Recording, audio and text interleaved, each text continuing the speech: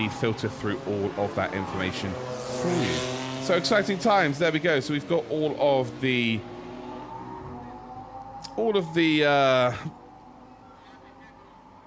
gardening out the way. We'll use the term gardening, shall we? As you can see, drivers there just trying to keep really cool at this stage. It is so super hot here this early in the morning. I can tell you that right now. It is a very, very warm day. The drivers they believe they're going to be up to sort of, in the races anyway, 70-degree temperature in the cockpit. So it's not pleasant for the drivers. But if you're winning the race, you're not going to be worried about the temperature. So first times really, Mikhail Pitamba for the Haida Motorsport team is out there putting in some pretty good sector times. We've yet to get a lap time in. Only half the grid are actually out on circuit right now.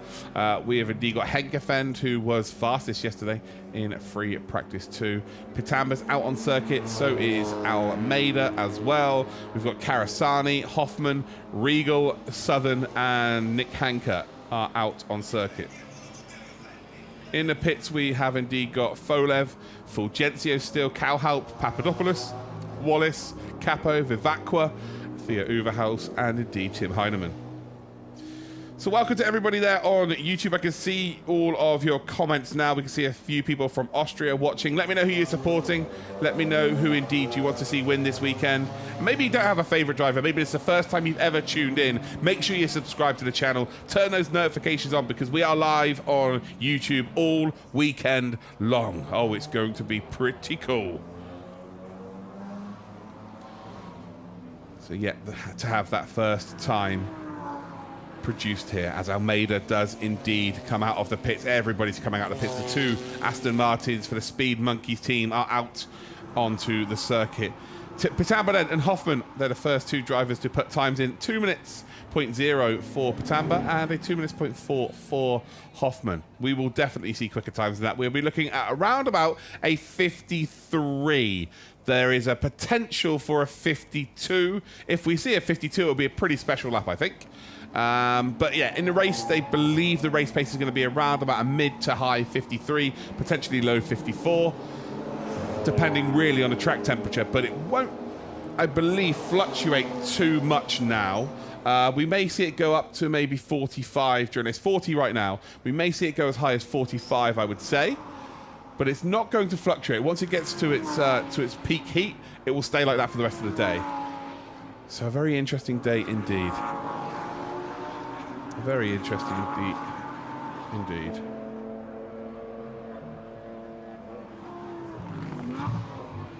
So again, only 2 times posted so far. Hoffman with a green, sector 1 and sector 2. Mikhail Pitamba with purple. So maybe the first times, or representative times, should we say, are about to be posted. Kevin supporting Ricky Capo. Yeah, yesterday had some software issues with the gearbox. And unfortunately wasn't even able to do practice 2. It's a bigger problem than they originally thought. They didn't even know what the problem was, but yeah, it looks like, by the looks of things, although Capo is still in the pits here, along with Almeida, Papadopoulos, Regal, Heinemann, and Hanker with 14 minutes to go, that we just hope we see that Porsche out on circuit. If we don't, it's a bit worrying. We've got people from Mumbai watching. Welcome. How you doing? Susan Hoyt. Susan Hoyt's here every week. Good to see you. And again, just remember, the people I'm shouting at right now are on YouTube or they're messaging on the social media. So use those hashtags and you can get yourselves involved here as Hoffman does go faster. And, wow, to be fair, Pitamba's just posted a 53.2. So I think it's almost a guarantee we're going to see a 52. And Pitamba off the circuit there. And into the gravel we go. Well held. But that will, for sure, put hairs in your chest. That was not ideal at all. So Pitamba has got away with one there, really. And we're about to see the replay here. Yep, off we go. Trying to hang on to that curb. And the Audi's like, absolutely not. That is spectacular. It's losing it mid-corner as well. That's a really good save. That's a very good save. And they say some drivers are able to just make a mistake like that, and that instantly gives them where the limit of the car is, and then they find some extreme pace. I actually spoke to Pitamba yesterday and had a modest start in the DTM Trophy when it came to the Lausitz ring, so I wasn't really too sure what I was expecting from him this weekend, but 100% for sure, he is so confident and he feels like he's got a lot of pace. As Hoffman here looking to get past teammate Bitamba. Up in towards that final chicane they will come. Hoffman lost a bit of time through the middle sector there because of the traffic to deal with. Sarah Rigby there supporting the Speed Monkeys team as well. Great to see. Who else is here? Susan Hoyt, of course, supporting Tim Heineman. Andrew Colliver there, supporting Ricky from Australia. Dalmarog, no problem. Thank DTM. They're the ones that want to broadcast absolutely everything and to as many people as possible. So yes, a pretty cool operation here as Ricky Capo, ladies and gentlemen, has made it out of the pits. We will give him a round of applause when I see him. I've been ribbing him for the last couple of days about he's probably not going to end up racing this weekend. But he's out there. He's good. He's fine. So yeah, yesterday they had a gearbox issue, but they just couldn't figure out what it was. But luckily, it's all good. Moritz Lohner, by the way, has just gone purple through Sector 1, as you can see at the bottom of your screen. If you are new, you can see the times underneath their name. There's 3 boxes. If it's purple, it's their best time they've ever produced over across the weekend. If it's green, then that means it is indeed the best time, like their personal best time. And then if it is yellow, then don't worry about that. So purple is the best time out of everybody. Green, it is indeed their best time. And then if it's white or grey or yellow, it's, yeah, not very quick. JP Southern has just gone fastest for Eastside Motorsport, a 153.175. Of course, JP Southern on the podium in his first race here in the DTM Trophy. Didn't go as well in race number 2, but yeah, bags of talent. Bags of talent for sure. Really looking forward to seeing how Jordan Wallace does today. Had a very brief chat yesterday, just to let him know that he really does look a different driver this week. So again, not too sure what I was expecting from him in week 1. But yeah, just looked a different animal yesterday. Looked really quick. Looked really smooth behind the car as well. So yeah, expecting Jordan Wallace to really be up there and in amongst it as well. So Moritz Lohner has gone fastest. There is a 52. So I thought a 52 might be quite a rare sight. But it would appear the track is rubbered in beautifully well here, because that is a very early time. And maybe, just maybe, we're going to see some 51s. The big question really is, Tim Heineman, how much was he sandbagging yesterday? Has the success ballast and the BOP ballast really affected him enough for him to be 14th fastest? Everybody on the grid right now is thinking otherwise. Mikhail Pitamba with a 52.842 now goes 2nd spot. And the Audi team, they're actually worried about their 1-lap pace. By the looks of things, they look relatively fast. So there's not too much to be worried about there. Southern has not had a great middle sector. Moritz Lohner in the number 11 has gone personal best through Sector 1 once again. It is race week, Z Juno. It is race week indeed. It is. How you doing, Paul? Welcome to the broadcast. As Thiago Vivacqua's now decided to join the party as well. He's just about to finish his lap. As we see, well, the lights there wobbling.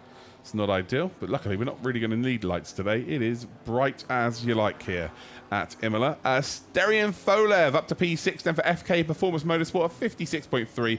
Not a time that won't be his time later on. As Thiago Vivacqua goes provisional pole. He's 2nd in the championship as Vivacqua. He's got a fastest lap to his name in a race as well. So Thiago here really looking to get a decent qualifying under his belt.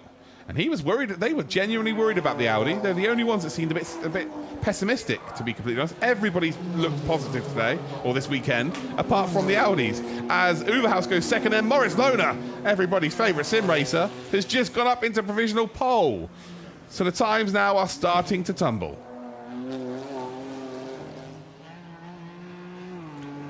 Well, it's who has been sandbagging, Susan, if we're going to be honest. Who has been sandbagging over the course of the weekend? Because now you've got to leave it all out there, right?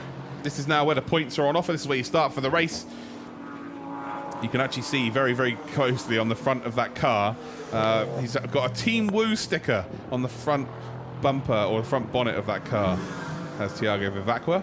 So Vivacqua's gone green here. Thea Uverhouse just went purple. Moritz Lohner then instantly straight behind him has gone purple as well. So watch out for Uverhouse. who's actually done exactly the same first sector as Vivacqua, but 2/10 quicker through sector number 2. Moritz Lohner, though, is absolutely flying. We're about to see Lohner on the far right at the bottom of your screen here produce a sector number 2, and how quick will it be? It's a 36.8. Theo Uverhaus here is flying. Theo Uverhaus is absolutely flying then. Across the line for JP Southern, 6th position. No improvement there. Folev, has he improved on his position? Does not look like that is the case here. Who's next across the line? And it looks like it's going to be Thiago Vivacqua. Still 7 minutes to go here in the Audi. The Hyder Motorsport team is about to go, I believe, provisional pole. Regal up to second for Speed Monkeys in the number 63. Vivacqua does. It's a 52.0. It's nearly 3/10 quicker than Moritz Lohner. Oh, the times are getting quicker now. Theo Uverhaus next across the line. Where does he go? Provisional pole for him. There it is. Oh, that's a big time. A 51.5. The youngest ever winner in the DTM Trophy has just gone and put it on provisional pole. Moritz Lohner, he's about to go pole, I think, as well. And he doesn't. It's not good enough. So he's 2nd position. He's 2/10 off of Theo Uverhaus. Tim Heinemann, only 9th position, now down to 10th as Almeida moves up into 8th position. Vivacqua's gone and put in he's gone and put in a purple sector number 1. Calhaup up into P3 then for the BWT Mucka Motorsport outfit. Ricky Capo, oh no, he's not going to hit the wall there, is he? He's just tagged it. It should be okay. Should be okay. It's just a slight graze. The only thing you've got to be worried about there is whether he's maybe bent the rear wheel. Capo's just not having a good weekend here at all. And the pressure is massively on with 5 minutes to go. No real representative time. Karasani, by the way, yet to put... Well, as I say that, goes up to P7. And also... We're looking at Henkefeldt here. He's now P5. Those two were the fastest yesterday. We're expecting them to be right in and amongst it. Vivacqua, not the greatest middle sector here. Actually lost about 3/10 of a second through the middle sector.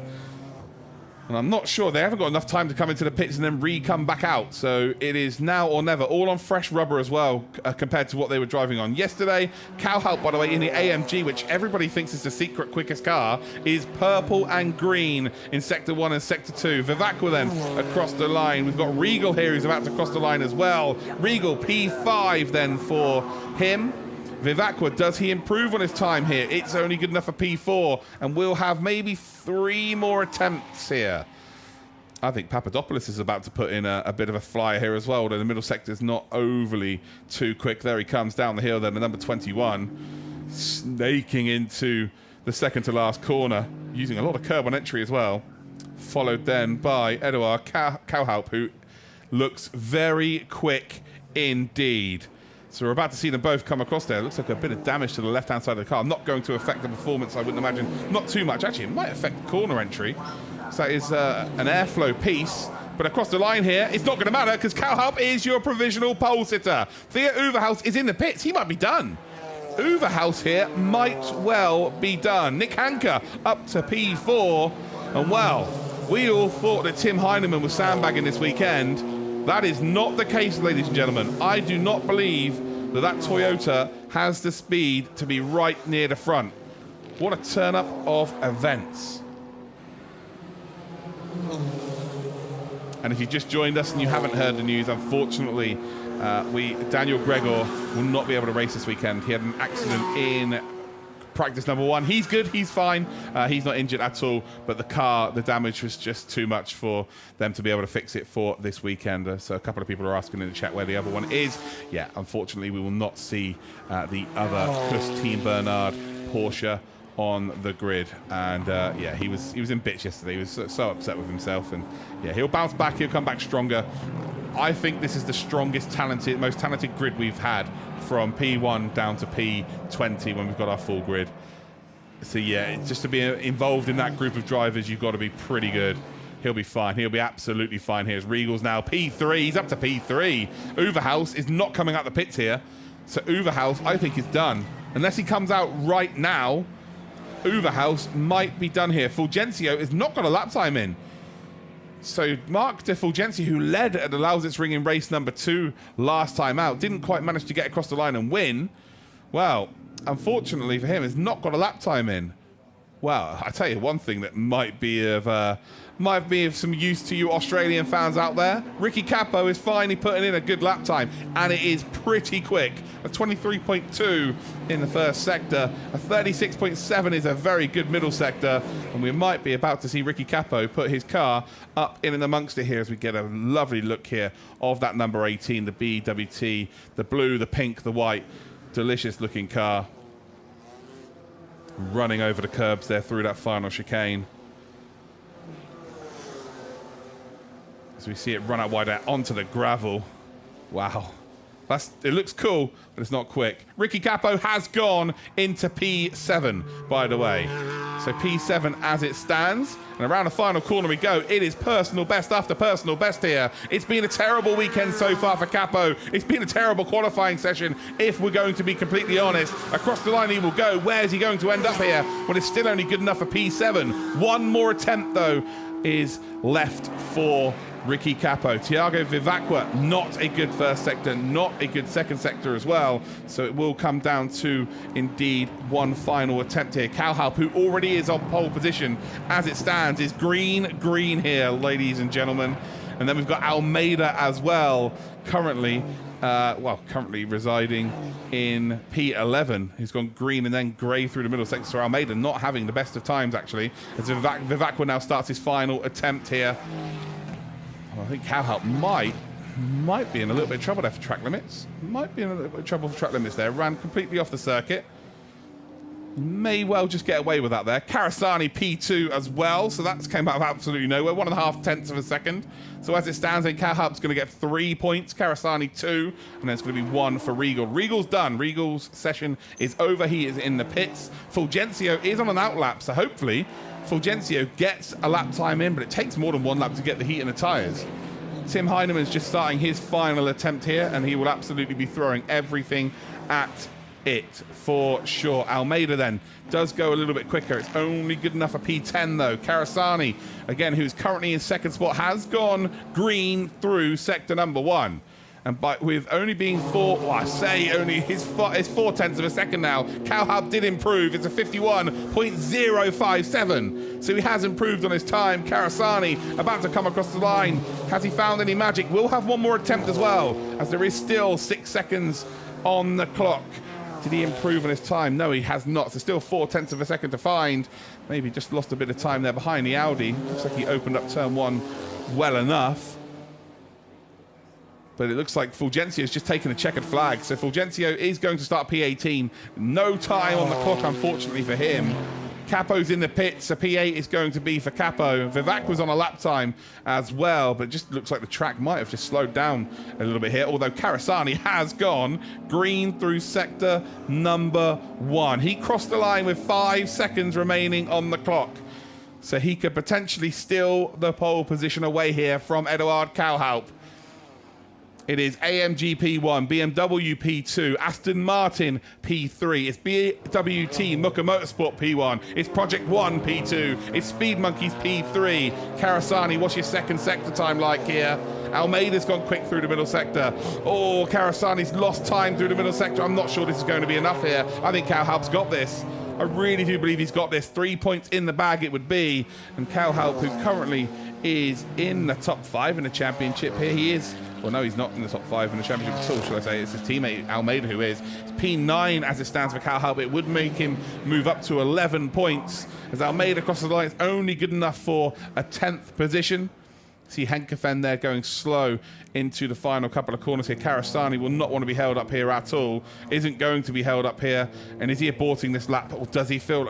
If he doesn't turn right into the pits here, he feels like this is a good lap time. I don't believe he is flat. There we go. Into the pits we go. So it's not going to be good enough. Karasani's qualifying session is over. I think he's going to be pretty happy that he is on the front row. But I cannot quite believe this, how different the qualifying is from week 1. This is such a talented field of drivers, and I believe that anybody can win at any time. The big story here is Tim Heineman, winner of race 1 and race 2 this season, is only P14. He wasn't sandbagging. He was genuinely struggling. But at the end of qualifying here, we are just about to get the official results up on our screen. The first points of the weekend are indeed going to be handed out. And it is Eduard Cowhaupt then for BWT Mucker Motorsport who takes the spoils here at 51.0. Incredible time.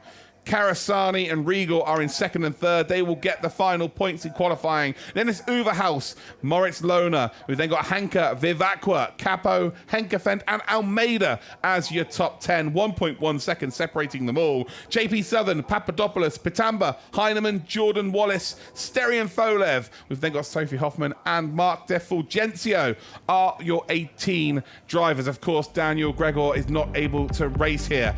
We've got our first race of the weekend coming up for you later on this afternoon. Make sure you're subscribed to wherever you're watching, and I cannot wait to see your faces. DTM Trophy, race 3 of the season, live from Imola this afternoon.